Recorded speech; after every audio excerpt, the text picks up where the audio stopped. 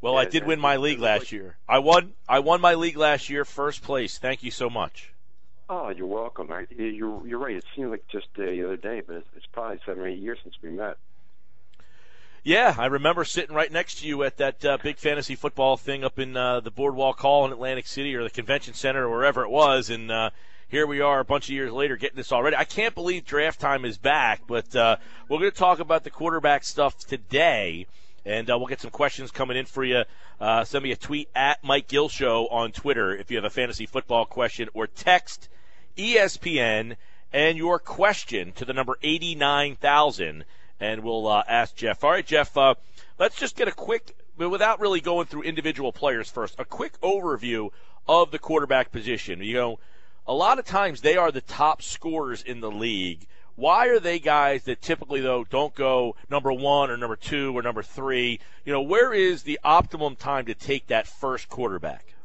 Well, we've been preaching for years that you pretty much want to wait on quarterback. And the reason is simple, is that even though it's the only player that touches the ball every play, there's so many in the league that are quality, and you only start 1 a week in most leagues. So that only means you need 12 to be drafted to have a viable starter for each week. The difference between quarterback 5 and quarterback 10 is pretty minimal in most scoring systems. So granted, you can have Andrew Luck or Aaron Rodgers right at the top, but by picking those guys in the first couple of rounds, you're costing yourself a much more valuable player like a running back or wide receiver spot. So we think it's better to wait a little bit to get a solid quarterback. All right, obviously the league has changed a little bit, the landscape of who these guys are, who are some of the top quarterbacks. So let's start at the top with the biggest name, Tom Brady. Let's see how you guys at Football Guys are telling people to work the Brady situation. Well, his ADP is around 12, which means he's going to go around 12th in your league. On a year-long basis, he's going to be forecast pretty low because he's going to miss games. But if you can get him as your 12th quarterback off the board and then patch that hole for the month of September with somebody else, I wouldn't say Garofalo, but I'm saying if you get like a Ryan Tannehill or a Colin Kaepernick or even a Joe Flacco to put in there for those first 4 weeks, that could be a good combination. So I think waiting a little bit to get Brady as the 11th, 12th quarterback and then following right up with another quarterback is a solid strategy this year. 2 years ago, Peyton Manning was a guy that people were unsure of because of the neck surgery. He sat out a year. He was going to Denver. He had a monster year, probably won a ton of people fantasy football championships. People thought that at the end of last year, he might have prevented you from winning a fantasy football championship. How would you handicap his fantasy positioning for this year? I think he's going to be a solid top 5 guy, but there is some question about his health, and there's also some question about, will Denver start to use more of the ground game, a little bit more running attack to kind of temper his arm that seems to be getting a little bit weaker? I mean, he still has Demaryius Thomas, but Julius Thomas is gone now. So who's going to be helping him out in the receiving game? It's not going to be as prolific as when he threw 50 touchdowns that year, a couple of years ago. Jeff Pasquino, footballguys.com. We're previewing the quarterback position for your fantasy football draft. All right, we talked about 2 veteran guys. Another guy who was always Brady, Manning, Brees. Brees had a pretty much down year last year. He lost his best weapon in Jimmy Graham. Where do you project Drew Brees now? I'm glad you brought him up because he's the one guy in the top 100 of all positions that I'm saying stay away from. Because Drew Brees, he's going off the board as a top 5 quarterback. He's no longer a top 5 quarterback. And the Saints are talking about running the ball more. He lost Jimmy Graham, and he lost Kenny Stills. Those guys represented over 30% of the Saints' passing touchdowns and nearly 40% of the passing yardage for the Saints last year.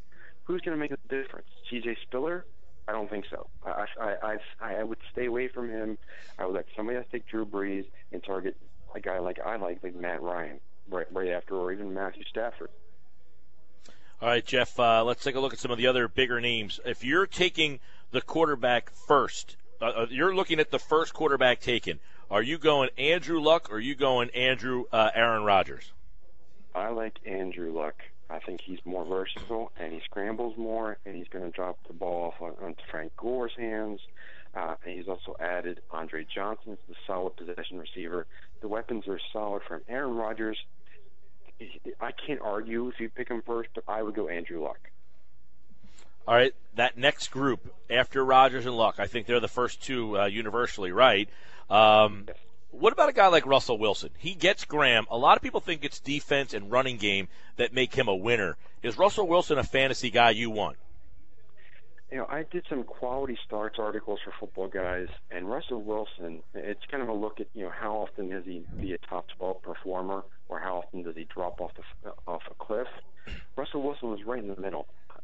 So for me, drafting Russell Wilson as a third or fourth quarterback off the top of the charts, and he's only going to be right in the middle, I don't want to do that. I mean, I understand Jimmy Graham's value, but I think Seattle would love to run the ball and play defense more often than not. All right, let's look at some other interesting names. I know there's a lot of bigger name quarterbacks out there, but I want to get some guys who are in some situations. The obvious one locally here is Sam Bradford. How do you tell guys to draft Sam Bradford?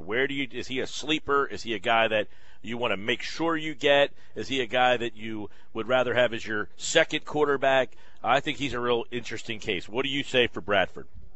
I think he's a great interesting case. And the Chip Kelly quarterbacks last year between Sanchez and Foles were a solid 20-point per game, if not more, much more often than not. So Bradford's going as a solid quarterback, too, running right around number 18 to 20 in most drafts.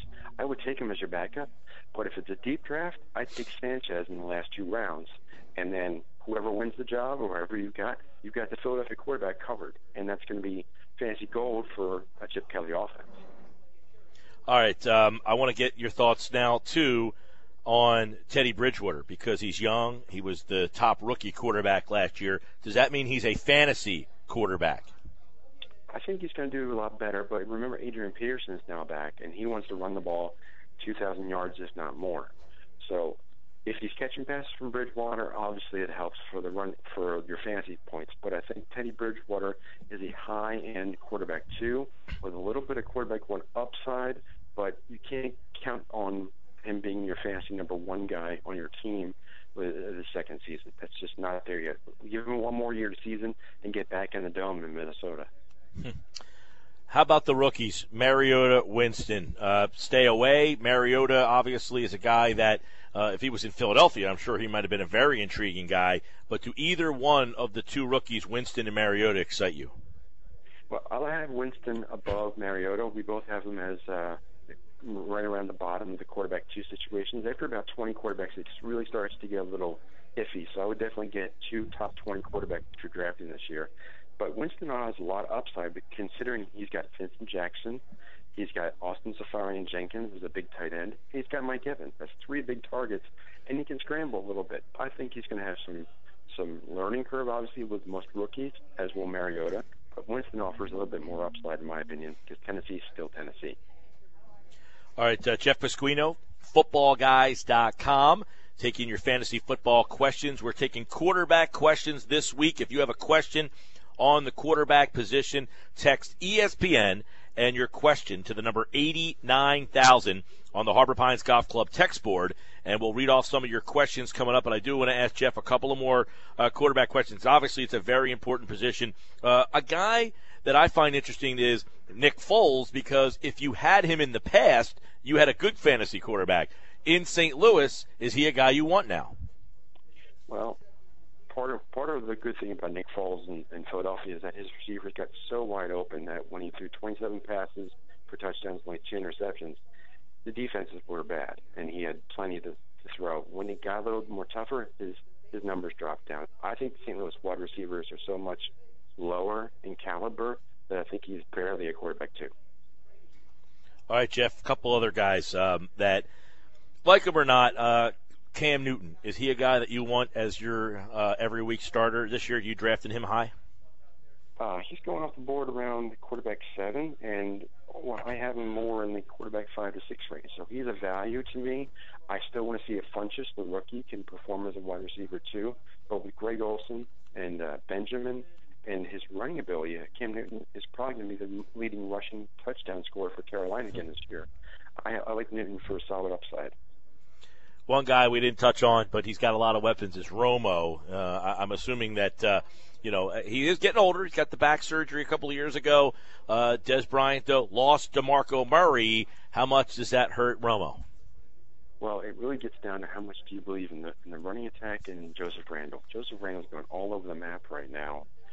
If you believe that he's going to be a true feature back and that anybody can run behind that offensive line, then maybe Romo's numbers aren't going to be as high. On the other hand, think that Romo's a top 10 quarterback this year, and you can get him virtually on the cheap around the 6th, 7th, 8th round as the 10th or 11th quarterback going. So I would definitely take Romo, and I think that he's going to put up another high 20s, maybe even 30 touchdowns this year. What about Big Ben? He's always a guy that he gets the perception that he's a winner, but with Antonio Brown out there, maybe the best receiver in the game last year, is Big Ben a legit start every week? He is, and I like what he's saying. He's saying that the offense is going to be high-powered this year. They want to score at least 30 points in every game this season. So that, for me, is music to my fantasy ears. I think that they throw the ball a ton.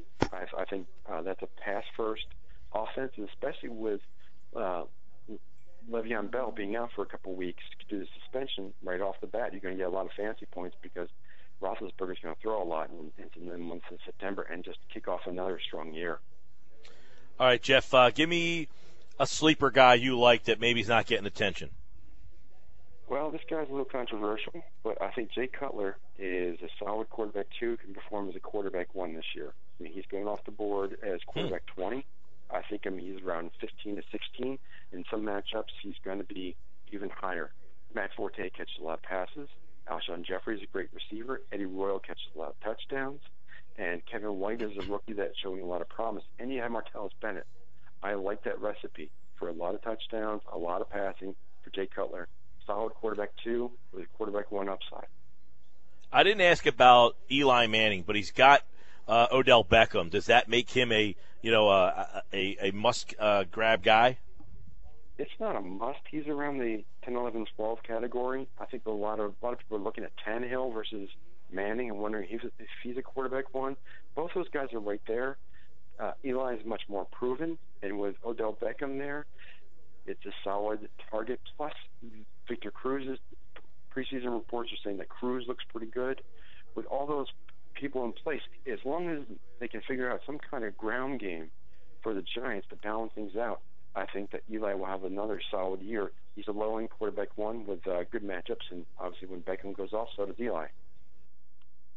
All right, a lot of quarterback stuff there. Jeff Pasquino, footballguys.com. If you're looking for help your fantasy football season, check him out at footballguys.com, and he'll be with us next Friday. We'll go over the running back position, and that is a really interesting spot now. A lot of running backs, high profile, have changed teams. We'll see how that affects their fantasy status. But for now, Jeff Pasquino, footballguys.com, with our first look at fantasy football drafts. All right, man. Appreciate the time as always. We'll talk to you next week. Absolutely. Looking forward to the season, Mike.